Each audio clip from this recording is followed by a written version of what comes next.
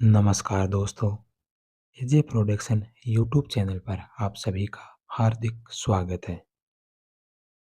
आज के वीडियो में हम कलेक्टर साहिबा पार्ट 2 बुक का सेकंड चैप्टर नॉर्थ ईस्ट में हम फर्स्ट पढ़ेंगे।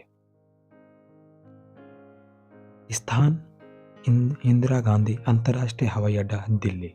सुबह का वक्त है और आसमान हल्की धूप और बादलों के साथ सुनहरा नजर आ रहा है। एयरपोर्ट पर यात्रियों की हलचल के बीच मैं और एंजल हाथ में हल्के बैग लिए बोर्डिंग गेट की ओर बढ़ रहे हैं। दोनों के चेहरे पर उत्साह की झलक है। ये सफर हमारे लिए खास होने वाला था। ये सफर हमारे लिए बहुत यादगार होने वाला है। नॉर्थ ईस्ट की खूबसूरती, तुम्हारा साथ, मुझे यकीन है कि ये हमारे लिए खास होगा, मैंने कहा। यस, दिल्ली के हलचल को पीछे छोड़कर अब बस हमें इस सफ़र का आनंद लेना है। सोचो, नॉर्थ ईस्ट की खूबसूरती व ताजगी, वहाँ की हरियाली, मुझे अब भी यकीन नहीं हो रहा कि हम जा रहे हैं। बोर्डिंग गेट से होते हुए हम दोनों फ्लाइट में सवार हो गए। फ्लाइट के भीतर की हलचल में भी दोनों के बीच एक गहरी शांति थी। एंजल खिड़की वाली सीट पर बैठी और गिरीश उसके बगल में। जैसे ही फ्लाइट ने रनवे पर दौड़ना शुरू किया, एंजल ने बाहर झांका। उसकी आंखों में उम्मीदों की एक अलग सी चमक थी, जो इस सफ़र को और ख़ास बना रही थी। फ्लाइट ने अब आसमान में ऊंचाई पकड़ ली थी। नीचे का दृश्य धुंधला हो गया था और आसमान के ऊपर सिर्फ बादल और सूरज की किरणें थी। एंजल खिड़की से बाहर देखते हुए मुस्कुरा रही थी, जैसे हर बादल उसके लिए एक नया सपना लेकर आ रहा हो। फ्लाइट के अंदर की ठंडी हवा और बाहर के सुहाने मौसम ने हमारे बीच की बातें और भी खास बना दी। हम दोनों जानते थे कि ये सफ़र सिर्फ एक यात्रा नहीं, बल्कि यह हमारे रिश्ते को और मजबूत बनाएगा। जब हम उतरे तो गुवाहाटी में दोपहर का समय था। आसमान पर हल्के हल्के बादल छाए हुए थे और बूंदाबूंदी हो रही थी। गुवाहाटी की सड़कें भीगी हुई और इस बारिश ने शहर के माहौल में एक अद्भुत ताजगी भर दी थी। गुवाहाटी की हल्की हल्की बारिश ने मौसम को और भी सुहाना बना दिया था। गुवाहाटी का मौसम देखकर एंजल की मुस्कान और भी चमकदार हो गई थी, शायद मुझे साथ पाकर। हमारे बीच का मौन शब्दों से ज्यादा कुछ कह रहा था। कुछ पलों बाद हमने उस रेस्टोरेंट की ओर रुख किया जो हमारे रोमांटिक लंच के लिए पहले से ही तैयार था, शाही दरबार। रेस्टोरेंट के बाहर खड़े होकर हमने एक दूसरे की आंखों में झांका, जैसे इस पल को हमेशा के लिए कैद कर लेना चाहते हो। अंदर कदम रखते ही वहाँ की सजावट ने हमें अपने ख्यालों में डुबो दिया। रेस्टोरेंट में बिखरी ताजे फूलों की महक और धीमे धीमे बजता मधुर संगीत हमारे दिलों की धड़कनों के साथ ताल मिला रहा था। तुम्हें ये जगह कैसी लग रही है? मैंने हल्के से मुस्कुराते हुए पूछा। एंजल ने चारों ओर नजरें दौड़ाई और एक मुस्कान के साथ बोली, यह जगह, यह तो बिल्कुल वैसी है जैसी मैं सोचती थी, शायद और भी खूबसूरत। उसकी आंखों में खुशी की चमक थी, जिसे देख मैं भी मुस्कुरा उठा। हमने खिड़की के पास वाली टेबल चुनी, जहाँ से बाहर का खूबसूरत नज़ारा दिख रहा था।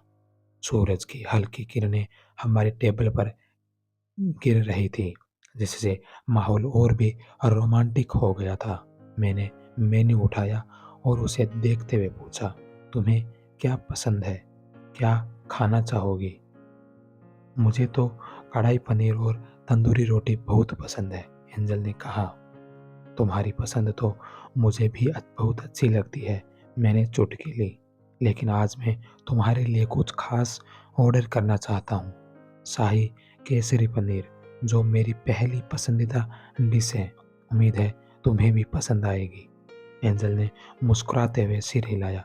तुम्हारी पसंद की कोई चीज़ मुझे भला कैसे ना पसंद आएगी।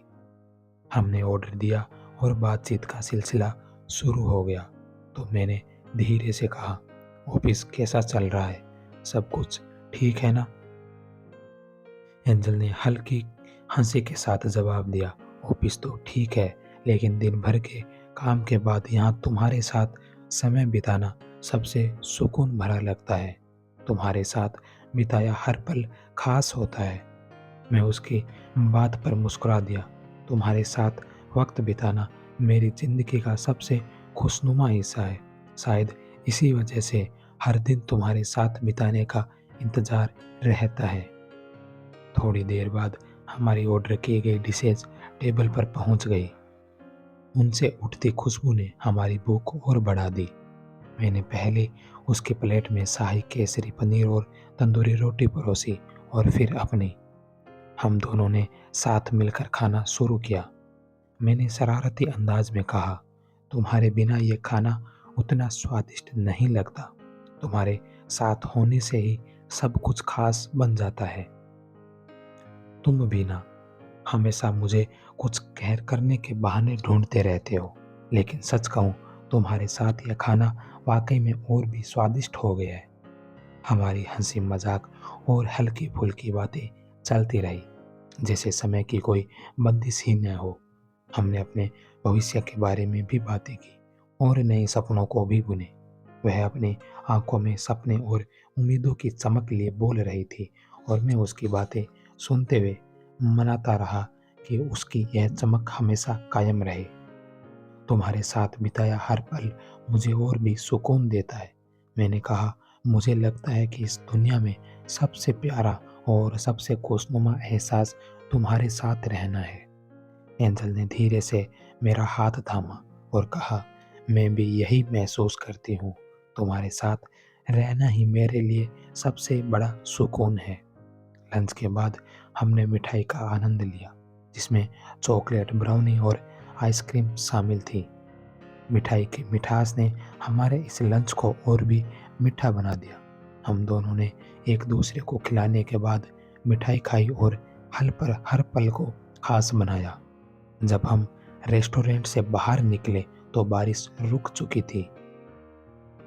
मैंने उसकी ओर हाथ बढ़ाया और वह मुस्कुराते हुए मेरे हाथ को थाम कर करीब आ गई।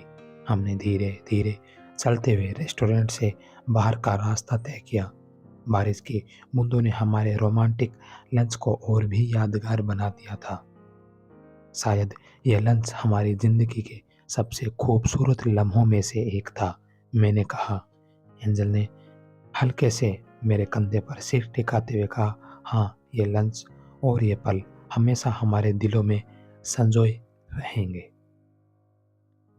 तो ये था सेकंड चैप्टर नॉर्थ ईस्ट में हम, जिसका फर्स्ट पार्ट है नॉर्थ ईस्ट में हम, सेकंड पार्ट है जो कल तीसरे वीडियो में हम लेकर आएंगे। तब तक आप सभी ने ये पहला और दूसरा ये दो वीडियो बड़े ध्यान से सुने, इसलिए आप सभी का बहुत बहुत धन्यवाद।